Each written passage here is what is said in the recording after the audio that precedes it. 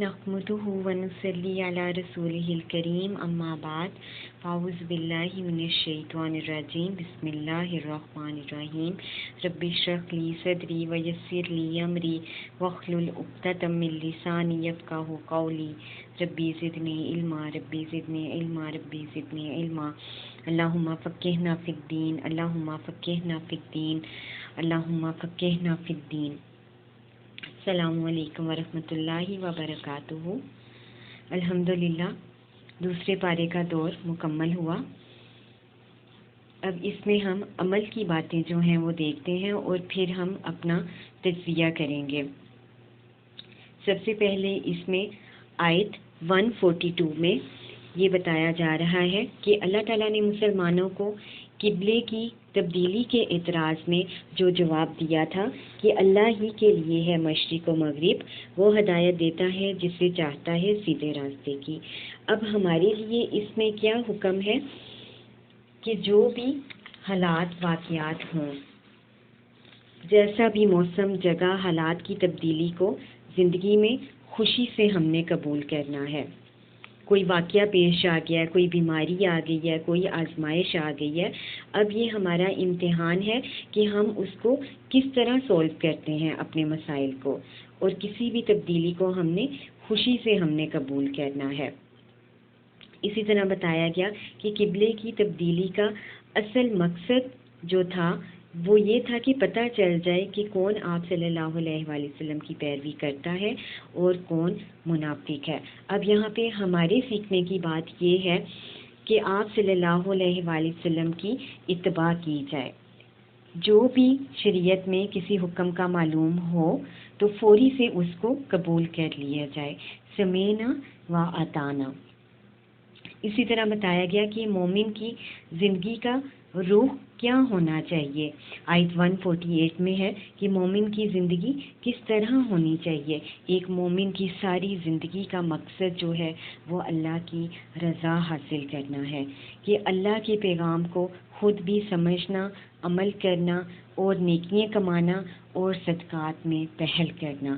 ایک مومن کی زندگی کی یہ روش بتائی گئی ہے کہ اس کو اپنی زندگی اس طریقے پر گزارنی چاہیے۔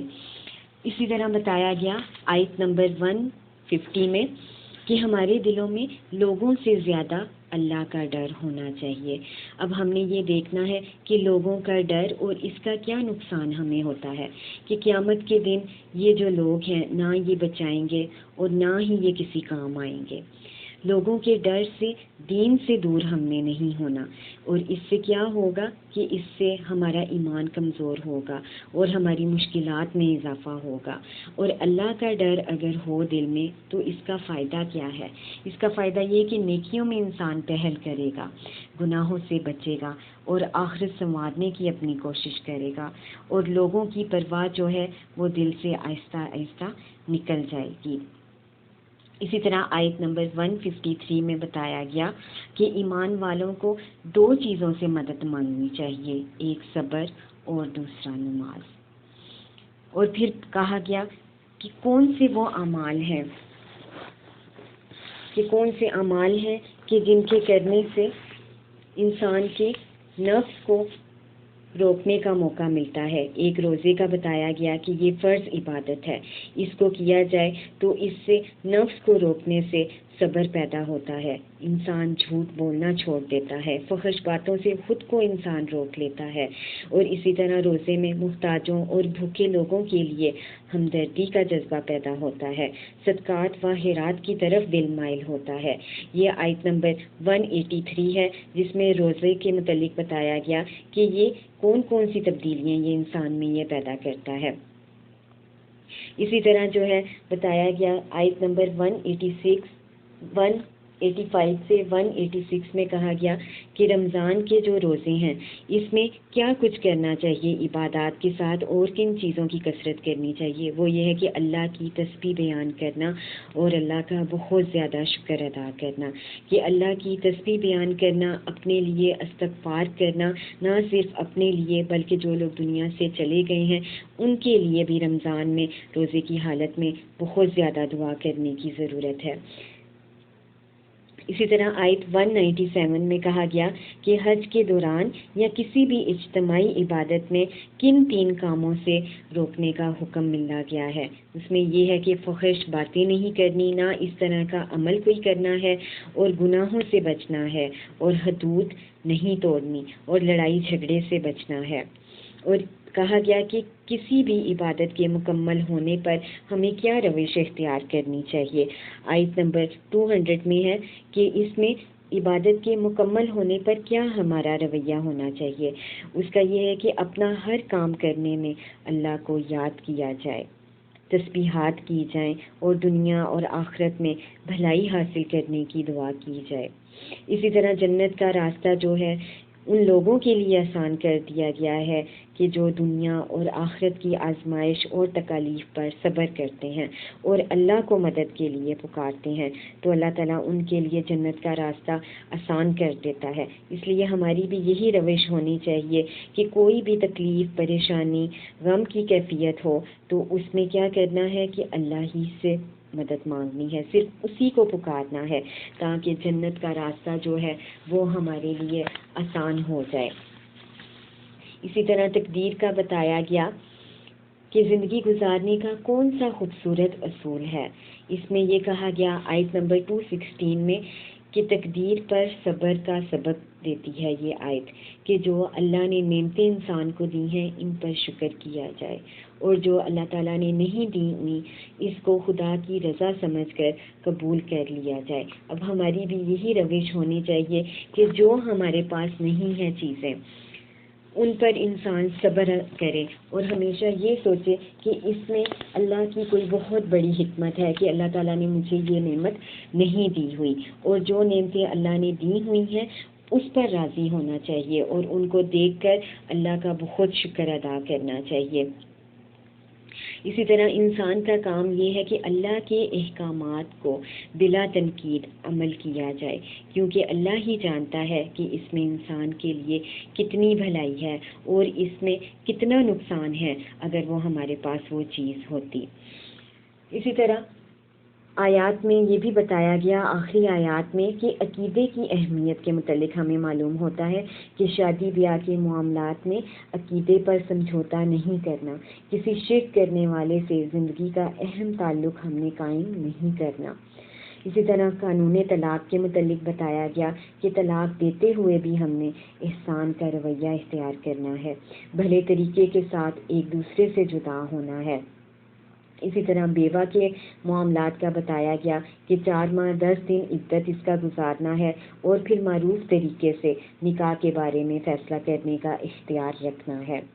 اور اسی طرح آخر میں یہ بتایا گیا کہ خدمت دین کس طرح کی جائے. اس کے لیے سب سے پہلے بتایا گیا کہ درست نیت کا ہونا اور خوب محنت کرنا اور بہت زیادہ دعا کرنا اپنے لیے بہت ضروری ہے، اور اس میں ریاکاری نہ ہو اور پوری شریعت اور احادیث کے مطابق اگلے کو گائیڈ کیا جائے. اب ہم نے اپنا تجزیہ کرنا ہے کہ اب کون کون سے وہ کام ہیں کہ جو اب میں نے کرنے ہیں وہ ہم نے ڈسکس کر لیے. اب ہم نے اپنا جائزہ لینا ہے کہ کیا امت وسط کی حیثیت سے میں اپنی ذمہ داریاں نبھا رہی ہوں. اب دیکھیں کہ کتنی ذمہ داریاں ہم لوگوں نے اٹھائی ہوئی ہیں، اپنی اولاد کی، اپنے خاندان کی، اور مختلف طرح کی ذمہ داریاں جو ہم لوگوں نے اٹھائی ہوئی ہیں. اور ان ذمہ داریوں کے ساتھ ساتھ ہم نے یہ سوچنا ہے کہ کیا امت وسط کی حیثیت سے میں اپنی ذمہ داریاں نبھا رہی ہوں. اللہ تعالیٰ نے جو یہ ایک بہت بڑی ذمہ داری مجھے دی ہوئی ہے قرآن کی صورت میں کتنی ذمہ داری اس کو نبھا رہی ہوں. میں جو عبادت کر رہی ہوں کیا یہ عبادت کو لیتے ہوئے میں کیا اپنے گھر والوں کو بھی اس طرف مائل کر رہی ہوں یا نہیں کر رہی، یا جو علم اللہ تعالیٰ نے مجھے دے دیا ہے اب مجھ پہ یہ ذمہ داری ہے کہ میں اس کو اب آگے لوگوں تک پہنچاؤں. اسی طرح ہم نے اپنا یہ جائزہ لینا ہے کہ کیا ہم جانتے ہیں کہ اللہ تعالیٰ کے ساتھ شریکوں سے محبت رکھنا بہت بڑا ظلم ہے جو آخرت میں حسرت کا سبب اور آگ سے نہ نکلنے کا انجام ہے. اب ہم نے اپنا جائزہ یہ لینا ہے کہ کہاں کہاں میں شرک کر رہی ہوں. چھوٹے سے چھوٹے گناہ سے، چھوٹے سے چھوٹے شرک سے ہم نے بچنا ہے. انشاءاللہ ہم نے اپنا تجزیہ کرنا ہے. اور اسی طرح ہم نے یہ دیکھنا ہے کہ تقویٰ کی جو صفات ہیں جو اللہ تعالیٰ نے ان آیات میں بیان کی ہیں، پچھلی آیات میں، ان صفات کو لے کے دیکھنا ہے کہ کیا میں تقویٰ کی صفات پر پوری اترتی ہوں یا نہیں اترتی، یا میری فیملی جو ہے وہ تقویٰ کی صفات پر اتر رہی ہے یا نہیں اتری۔ یہ غور طلب بات ہے، اور اپنا تجزیہ کرنا ہے، اور بہت زیادہ قرآن کی تلاوت کرنی ہے، اور تفسیر دیکھنی ہے، اور جو ہم سیکھ رہے ہیں امتوز کی حیثیت سے ہم نے اس کو آگے پہنچانا ہے، اور شرک سے ہم نے دور رہنا ہے، اور تقویٰ کی تمام صفات جو ہیں وہ ہم لوگوں نے اپنے اندر ڈھونڈنی ہے، اپنے اندر پیدا کرنے کی کوشش کرنی ہے انشاءاللہ۔ اور اسی طرح بتایا گیا کہ شرک سے روکنے کے لیے کیا تجویز بتائی گئی۔ شرک سے روکنے کا ایک یہ طریقہ بتایا گیا کہ ایمان کی کمزوری جو ہے وہ انسان کو اللہ کی محبت سے دور کرتی ہے، اور انسان شرک کی طرف راغب ہوتا ہے، اور اسی طرح اللہ تعالیٰ کے احکامات پر عمل کرنا اور آپ صلی اللہ علیہ وآلہ وسلم کی اتباع کرنا ہی شرک سے ہمیں روکے گا انشاءاللہ۔ اور مکمل صفات جو متقی کی صفات ہیں وہ انسان میں پیدا ہو جائیں گی جب انسان شرک سے بچے گا اور اللہ کی محبت اپنے دل میں بسائے گا، اور آپ صلی اللہ علیہ وآلہ وسلم کی سنت پر عمل پیرا ہوگا انشاءاللہ۔ اللہ تعالی ہم سب کو عمل کی توفیق عطا فرمائے۔ سبحانک اللہم و بحمدک، اشہد ان لا الہ الا انت، استغفرک و اتوب الیک۔ السلام علیکم و رحمۃ اللہ وبرکاتہ۔